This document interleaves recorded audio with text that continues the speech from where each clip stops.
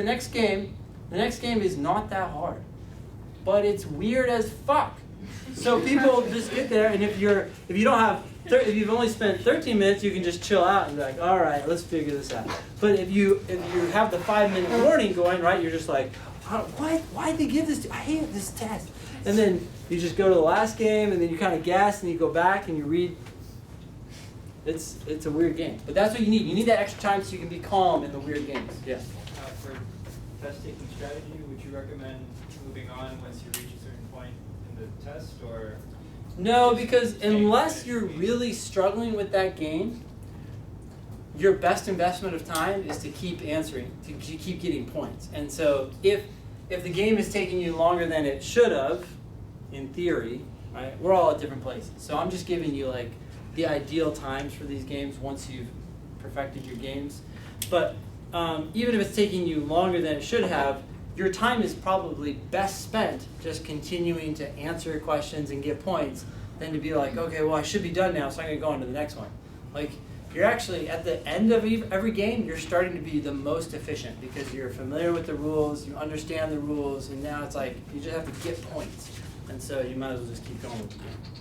Which is why most people should actually not try to do 4 games. They should only try to do 2 or 3 and just knock those out of the park. And eventually they'll get to 3.5, and eventually they'll get to 4, and then they'll get back to 3.5, and then, it's kind of it's an up and down thing, but it gets better slowly over time. Yeah. I have 2 questions. Yes. First, I've noticed that it tends to be the 3rd game that is weird. So is it? Yeah, that's pretty common. The weird game either tends to be the 3rd one or the 4th one. You're in luck if it's the 4th one.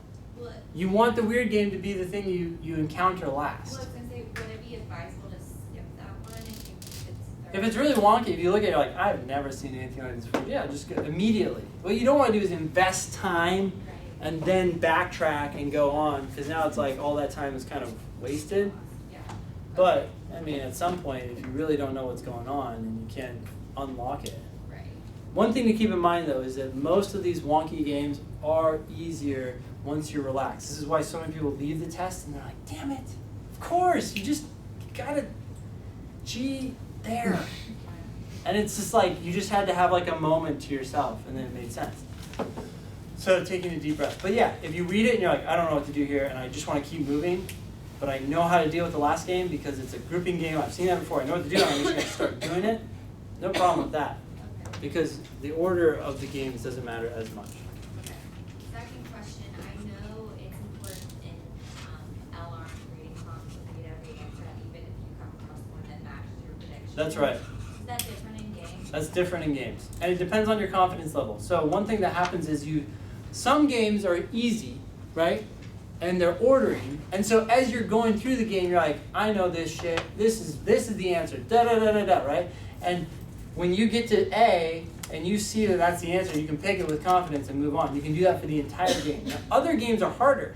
So maybe in questions 1 and 2 of that game, you're like, I'm still not totally confident about this game, so I'm going to read all 5 because I see that B is correct, but let me look at C, D, and E. Oh yeah, they're all wrong in my little universe, so I must be on the right path. Whereas sometimes you're like not confident, you see B is correct, and then you see D is correct. That's a great red flag. I mean, it sucks, but it's also good because it's like, catch your problem right now, right? But as you go through the game and start to get comfortable with the rules, your confidence goes up, and so your ability to just stop increases. So, hold on one second. So back, yeah.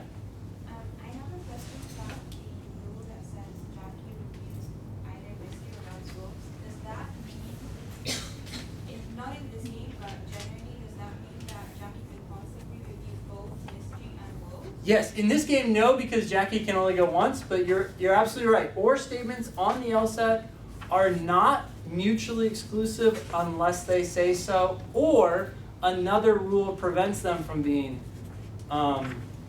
both happening. Okay, so like the only way it could be either or is if it says but not both. Yes, it has to say but not both, Okay. or another rule, as in this game, prevents it from happening. Because I started the game and then I started like 3 worlds where, I don't know. Oh, you had J and M, J and W, and then J and both? Yeah, and then I was like, okay, the J and both can happen.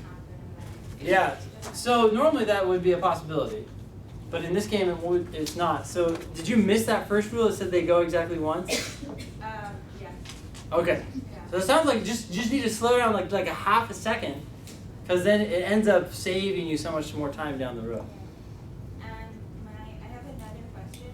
So the same thing with here, if you don't like a certain game, with reading comprehension, if you don't like a certain passage, like you read it in science and you just hate it, Yeah. you just move on to another. So generally, yeah. So a lot of people don't like the natural sciences passages, for example. I personally don't like the humanities ones. They're just so boring.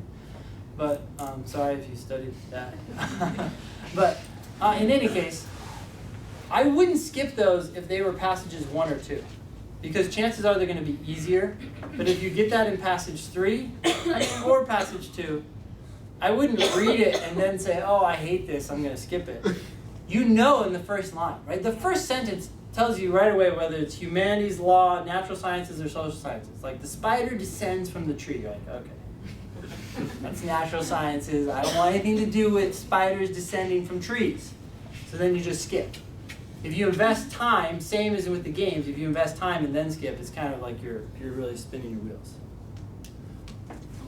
This is maybe a question you can't answer, but I noticed this tripping me up, especially not necessarily in games, but more in the LR and reading, when I had 3 answers in a row, Yeah. and sometimes 4, and I was like, Of the one same has answer. to be wrong. C, C, Yeah. C, C. So combinations of 4 are very, very common. Probably maybe for that reason. 4 in a row is 4 in the row is very common, so don't think twice about it. But the general advice is actually don't think about it at all. Don't ever think about what you've just answered, because there's all sorts of problems with it, right? I've never seen 5 in a row. So now you're going to take that, I know we're all going to take it, like, damn it, I have 5 B's in a row. But because of, I don't know, the human nature, right? We're going to think it's the problem is that one, the one we're working on right now. But it's very possible that the problem was here, in which case you don't have anywhere, you don't even have 4 in a row. You have a B, you have a C, and then you have 3 B's, which is totally doable.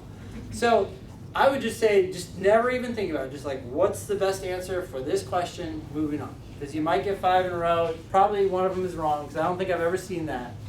If someone finds it, awesome. Please tell me about it.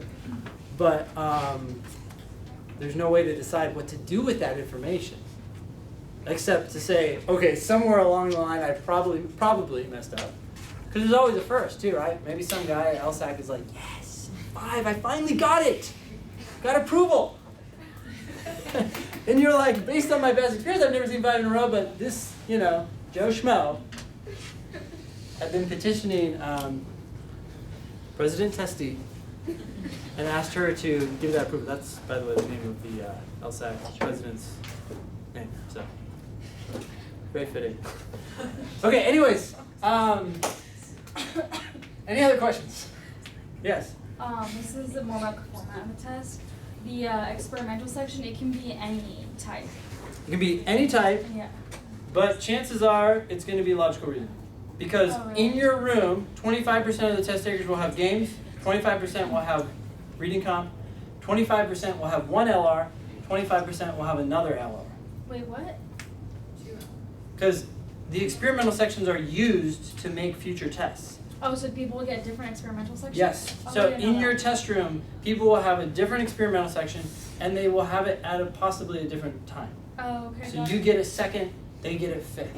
Okay. You get games, they get LR. Uh-huh. But chances are you're going to get LR because 50% of the test takers are getting LR. So you're more likely to get LR than the other 2 sections. I see. When you say you're more likely to get an LR, you mean more likely to get an LR for experimental? Yes, so you're most likely to get 3 LR sections on your test day. Okay. Yeah, because you got the 2 official ones, and then experimental is probably going to be LR, probably. So 2 LRs will always count. Always count, 1 won't. But it could be. 2 will always count. No matter Yep, always. But it could be a game. It could be an RC. Could be game, could be RC, at any point in the section. So the only thing you know is if you get a games in section 1 and you get a games in section 4, one of them is experimental, but you don't know which one. Right. And everybody seems to think they know. They're always like, oh boy, that 4th game section was really weird. So that's got to be experimental. That's just, our wishful thinking. There's no way to know. So is it impossible to get games in section 1 and section 3? In section 1 and section 3? Yeah, you can never get. Yeah, you could get games in 1 and in 3. You could get 2 games. One of them would be an experiment. One of them would have to be experimental, and then you'd only have 2 LRs. So we don't know what your experimental is going to be. Bottom line. All right. Wow, lots of questions. Any more questions? Let's just get it out right now. Okay.